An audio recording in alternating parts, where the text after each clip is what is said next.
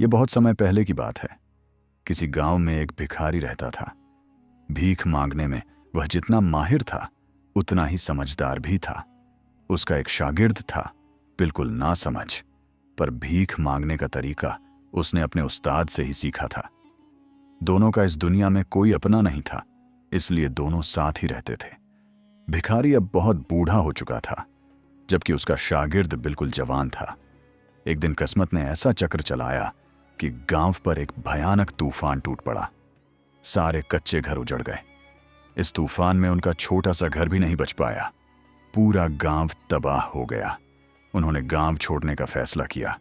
एक दिन वे अपने उजड़े गांव को आखिरी बार देखकर बाहर निकल आए। गांव को देखते ही दोनों की आंखें भर आईं। यहीं उन्होंने अपनी जिंदगी के न जाने कितने दिन गुजारे थे।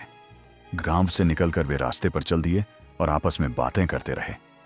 चलते चलते सूरज डूबने को था कि उन्हें एक शहर के आसार दिखे। शागिर्द खुशी से बोला, मुबारक हो उस्ताद, आखिर हम शहर पहुंच ही गए। उस्ताद ने फौरन कहा, अल्हम्दुलिल्लाह। दोनों ने कदम तेज कर दिए।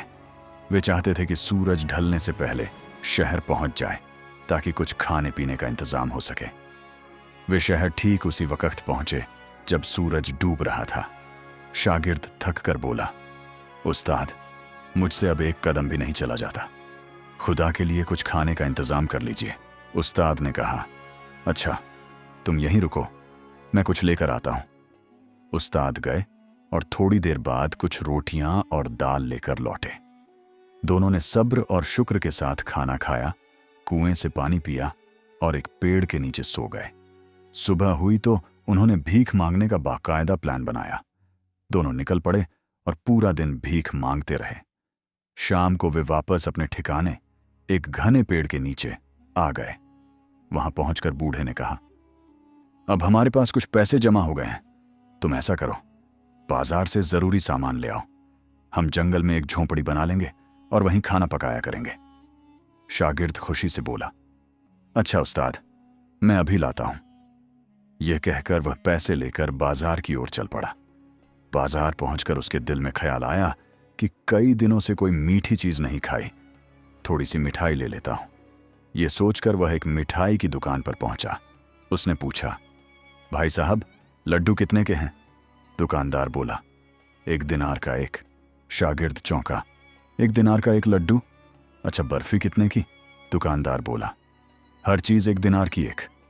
शागिर्द खुश हो गया, अच्छा, तो सब मिक्स करके एक एक दे दीजिए। दुकानदार ने तरह तरह की मिठाइयां तौल दी। शागिर्द ने कुछ दिनार दिए और सब्जी वाले के पास पहुंचा। उसने पूछा, गोभी कितने की? सब्जी वाला बोला, 1 दिनार की 2। आलू पूछा तो वही जवाब, 1 दिनार के 2। शागिर्द हैरान रह गया, हर चीज 1 दिनार की। वह सारी चीजें भूल कर दौड़ता हुआ अपने उस्ताद के पास पहुंचा। उस्ताद ने उसे घबराते देखा और पूछा, क्या हुआ, ऐसे क्यों दौड़ रहे हो? और यह क्या, सिर्फ एक थैला उठाए हो? तुम्हें तो बहुत सामान लाना था। शागिर्द खुशी से बोला, उस्ताद, मजे आ गए। उस्ताद ने परेशान होकर पूछा, क्या हुआ? शागिर्द बोला, उस्ताद, इस शहर में हर चीज 1 दिनार की मिलती है। देखिए, पूरा 1 किलो मिठाई सिर्फ 1 दिनार में लाई है। मिठाई, घी, दाल, सब्जियां, सब कुछ 1 दिनार का। यहां तो मस्ती ही मस्ती है। अब हम सारी जिंदगी यही रहेंगे। उस्ताद एकदम खामोश हो गए। शागिर्द ने पूछा, क्या बात है उस्ताद, आप खुश नहीं हुए? उस्ताद ने धीमे से कहा, नहीं बेटा, मुझे इसकी कोई खुशी नहीं हुई। शागिर्द चौंका, क्यों उस्ताद?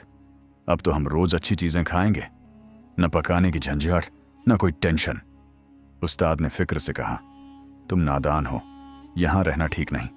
शागिर्द बोला, उस्ताद, यह आप क्या कह रहे हैं? मैं तो यहां से कभी नहीं जाऊंगा। इससे बढ़िया जगह और कहां मिलेगी? उस्ताद ने गंभीर होकर कहा, बेटा, जहां हर चीज 1 दिनार की मिलती हो, समझ लो वहां कोई बड़ी गड़बड़ी है। यह अंधेर नगरी है। शागिर्द हंस पड़ा, आप कुछ भी कहिए उस्ताद, मैं नहीं जाऊंगा। उस्ताद ने पूछा, तो क्या तुम सचमुच यहीं रहना चाहते हो? शागिर्द बोला, हाँ बिल्कुल, बल्कि मैं कहता हूं आप भी रहिए। उस्ताद सख्त लहजे में बोले, नहीं, मैं यहां नहीं रह सकता। दोनों ने मिठाई खाई और सो गए। सुबह हुई तो बूढ़ा उठ खड़ा हुआ। शागिर्द ने पूछा, कहाँ जा रहे हैं उस्ताद? उस्ताद बोले, मैंने कहा था ना, मैं यहां नहीं ठहरूंगा। शागिर्द बोला, अभी इस वक्त? उस्ताद ने कहा, हाँ, मुझे यहां रहने से डर लगता है। शागिर्द ने विनती की, उस्ताद कुछ दिन ठहर जाइए, दुनिया में ऐसा आराम कहीं नहीं मिलेगा। उस्ताद ने सिर हिलाया, नहीं, मैं बस सुबह होने तक रुका था, अब एक पल भी नहीं। उस्ताद ने अपना थैला उठाया और शहर के बाहर जाने लगे। शागिर्द दौड़ा और बोला, रुकिए उस्ताद, मैं आपको बाहर तक छोड़ आता हूं। दोनों साथ चलने लगे। रास्ते में शागिर्द ने पूछा, उस्ताद आपको किस बात का डर है? हमारा काम भीख मांगना है, हमें कौन नुकसान पहुंचा सकता है? उस्ताद ने अफसोस से कहा, बेटा तुम अभी नहीं समझोगे, पर एक दिन पछताओगे कि काश उस्ताद की बात मान ली होती। मैं फिर भी कहता हूं, मेरे साथ चलो। शागिर्द जिद पर अड़ा रहा, हरगिज नहीं उस्ताद, मैं तो यहीं रहूंगा। उस्ताद ने आखिरी बार कहा, अच्छा एक बात याद रखना, अगर कभी मुसीबत आए तो अपने उस्ताद को दिल ही दिल में याद कर लेना, कुदरत मुझे तुम्हारी मदद को भेज देगी। शागिर्द हंस दिया, उस्ताद आप फिक्र मत कीजिए, मुझे यहां कोई नुकसान नहीं होगा। उस्ताद मायूस होकर बोले, मैं फिर कहता हूं, मेरे साथ चलो। शागिर्द बोला, और मैं फिर कहता हूं, मैं यहीं रहूंगा। शागिर्द ने घास फूस की झोंपड़ी बना ली और मजे से रहने लगा। बहुत खाता पीता आराम करता। धीरे धीरे उसका शरीर इतना मोटा हो गया कि चलना मुश्किल हो गया। पैसे खत्म होते तो बाजार जाकर एक कोने में बैठ जाता। लोग उसके मोटापे पर हंसकर कुछ न कुछ दे जाते। वह 1 दिनार की चीजें लाता, जमा करता और खाता रहता। उसका मोटापा बढ़ता गया। एक दिन बादशाह के सिपाहियों की नजर उस पर पड़ी। वे खुश हुए और उसकी ओर बढ़ने लगे। शागिर्द 3-4 दिन से बाजार आ रहा था। झोंपड़ी में खाना खत्म था, पैसे भी नहीं थे, तो वह बाजार आया। कुछ दिनार भिख में मिले। वह मिठाई की दुकान गया। 5 किलो मिठाई तौल दीजिए। हलवाई तौल रहा था कि उसका तराजू गिर गया। शागिर्द बोला, क्या हुआ, हाथों में जान नहीं?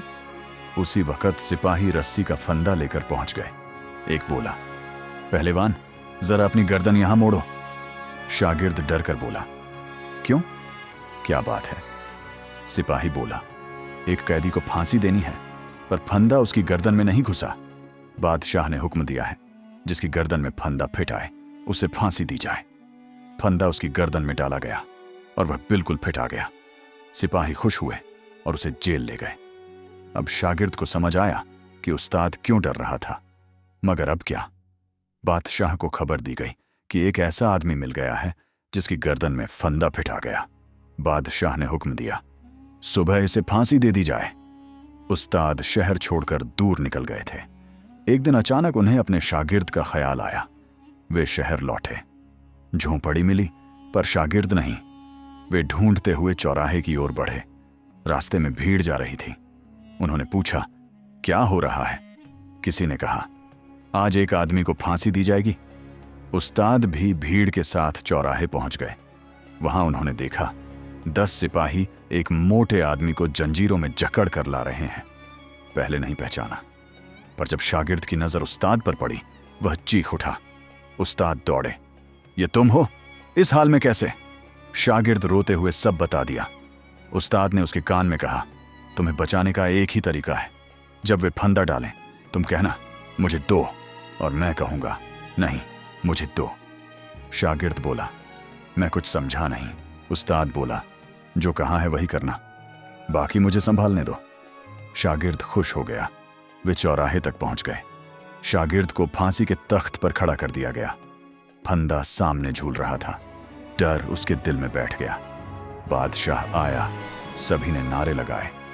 बादशाह ने ऐलान किया कि वह ऐसे व्यक्ति को ढूंढने में सफल हो गया है जिसकी गर्दन में यह फंदा बिल्कुल फिट आ गया है, इसलिए उसे फांसी दी जाएगी। जैसे ही जल्लाद फंदा डालने लगा, अचानक उस्ताद चिल्लाया, ठहरो, उसे नहीं, मुझे फांसी दो। सब लोग सन्न रह गए। जल्लाद रुक गया। बादशाह चौंक उठा, तुम कौन हो और सरकारी काम में दखल देने की हिम्मत कैसे हुई? उस्ताद बोला, इस बेगुनाह की जगह मुझे फांसी दो। शागिर्द भी चिल्लाया, नहीं बादशाह सलामत, मुझे फांसी दी जाए। उस्ताद बोला, हरगिज़ नहीं, इसे छोड़ दो, मुझे फांसी दो। लोग हैरान थे। आज तक किसी ने अपनी जान देने की इच्छा नहीं दिखाई थी, और यहां दो लोग आपस में लड़ रहे थे कि फांसी किसे मिले। बादशाह की हैरत और बढ़ गई। आखिर बात क्या है? तुम दोनों फांसी क्यों लेना चाहते हो? उस्ताद ने कहा, बात यह है बादशाह सलामत कि आज का दिन बहुत मुबारक है। आज जो भी फांसी पाएगा वह सीधे जन्नत जाएगा। मरना तो एक दिन है ही, इसलिए इस मोटे की जगह मुझे फांसी दे दी जाए। यह सुनते ही वजीर चिल्लाया, नहीं, मुझे फांसी दो ताकि मैं जन्नत जाऊं। फिर कई लोग चिल्लाने लगे, नहीं, मुझे फांसी दो। बादशाह परेशान हो गया, किसे फांसी दे किसे न दे।